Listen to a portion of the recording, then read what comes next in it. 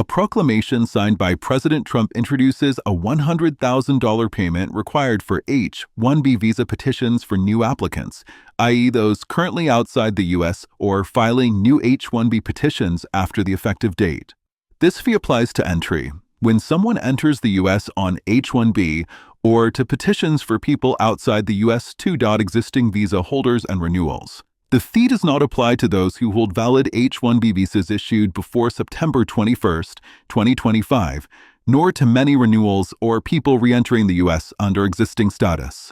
Clarification from the White House states that people abroad who already have valid H-1B status don't need to rush back before the rule becomes effective.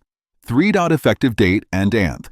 Duration. The rule becomes effective 12:01 a.m. Eastern Daylight Time on September 21, 2025. The restriction, including the fee requirement, is set to expire 12 months after the effective date unless extended. For exceptions and national interest waivers, the order allows discretion for the Secretary of Homeland Security to waive the fee requirement in cases where hiring H-1B workers is deemed in the national interest or does not pose a threat to security or welfare. Certain industries, e.g., healthcare, engineering, may be exempted or considered under national interest.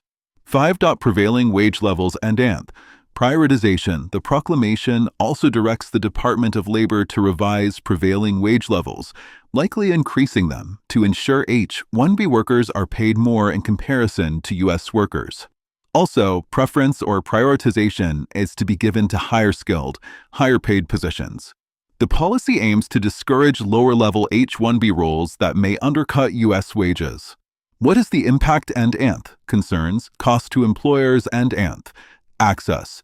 The $100,000 payment is very large relative to previous fees. It could make sponsoring H-1B candidates much more expensive and limit access to smaller companies. Tech industry effects. Industries that heavily depend on foreign skilled workers may face talent shortages or increased labor costs. Legal uncertainty. There is confusion over exactly who is affected, what new applicant means, whether renewals/returning holders are exempt. Some statements by government officials have contradicted earlier ones. Potential court challenges. Because fees of this magnitude and immigration policy changes like this often require legislative authority or rulemaking, there are likely to be legal challenges.